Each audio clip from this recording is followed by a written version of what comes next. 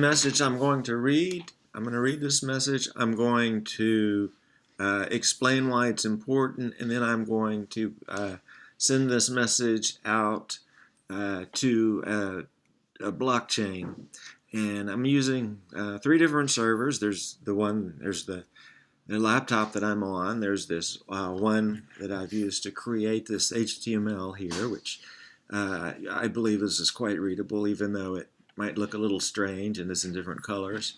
And then there's a server that I'm running here, which is remotely, and it is running a version of Dogecoin on it.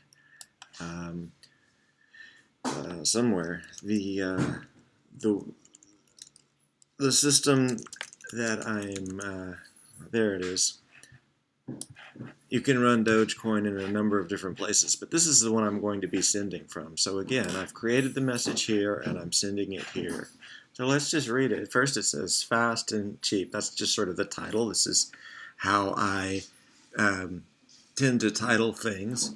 And you'll notice that in this gray part, there's a lot of things which you see, but you don't really read in the same way that you read these colored parts. So what I'm showing you is actually the command which I am going to use to publish this out.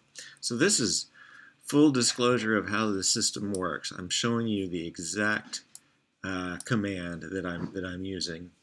And the command, coincidentally, can also, especially with the help of this HTML coloration, which is not copied and pasted, by the way, it can be quite readable and understandable. These codes are also important because they connect this to other files and systems that are not going to describe right now. So I say most of you have by now heard of blockchain and have a sinking sort of feeling that it may one day be useful. While large and well-funded teams are hard at work trying to make that day come sooner rather than later, history shows that real innovation instead crashes onto the scene in very different ways. And the thing that you're reading is one such system upset or hack. As in the movie, Fast, Cheap, and Out of Control. Now you might say, no, wait a minute, John. You know, Apple is a big company, and they're chock full of innovations, as is Microsoft. Well, they've had some innovation and some success in many, many years of building on that. So the Microsoft computer is not particularly innovative today. It's not wildly useful, and the iPhone is there's not a great need to get the newest iPhone versus the one before versus the one before. So while there is some innovation there, it's not nearly the innovation that's possible that we can have.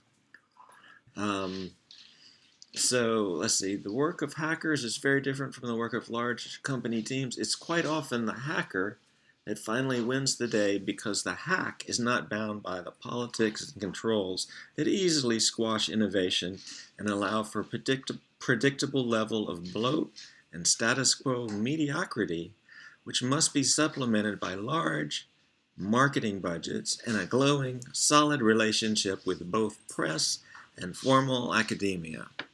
I'm not trying to be negative here. That is the reality.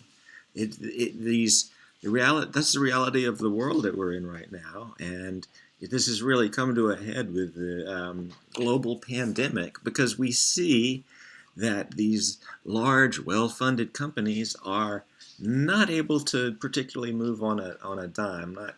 They're just not. While a system like this is, and let me stress that what you're reading is a transaction, and you see the entirety of it.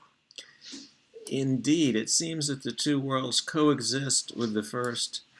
It seems that two worlds coexist, with the first being one where experts are paid to keep order through expectation setting, and the second being where true innovators are systemically discouraged.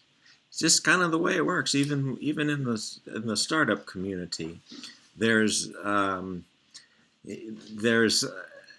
most startups fail for a reason, and that's it's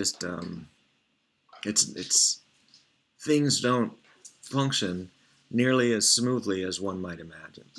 But it is at times like these when a black swan appears and the absolute system of order and control falters. And the system is absolute. Large corporations and governments and banks, are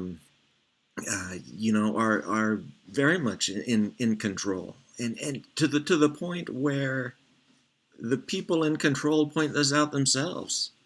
Warren Buffett, Nick Hanauer, Bill Gates, they point these things out themselves. And so it is no heresy for us to say the same thing.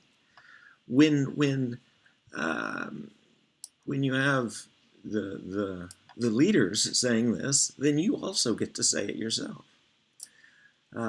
Change is allowed only when, as Justice Ruth Bader Ginsburg notes of the plight of women, you remove your foot from our necks. That is sort of what it's like being outside of the system. When you're in the system, you are rewarded for sort of doing things the way you're supposed to and understanding your place.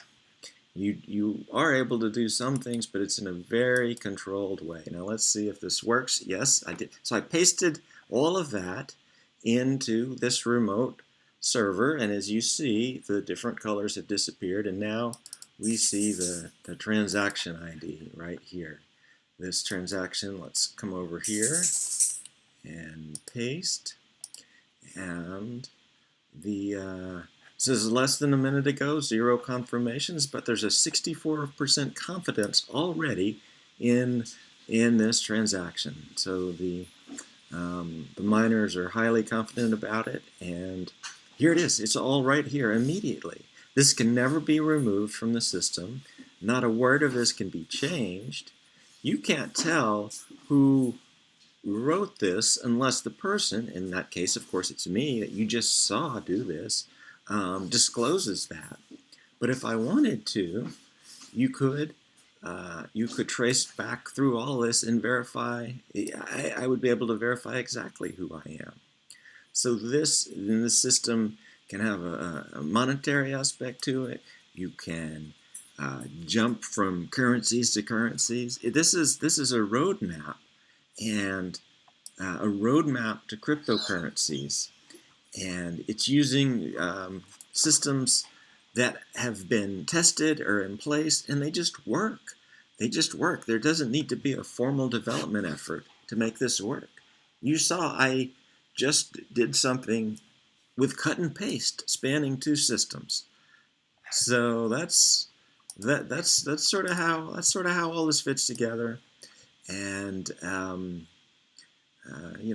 would say keep watching this space. Contact me if you're interested. Thank you.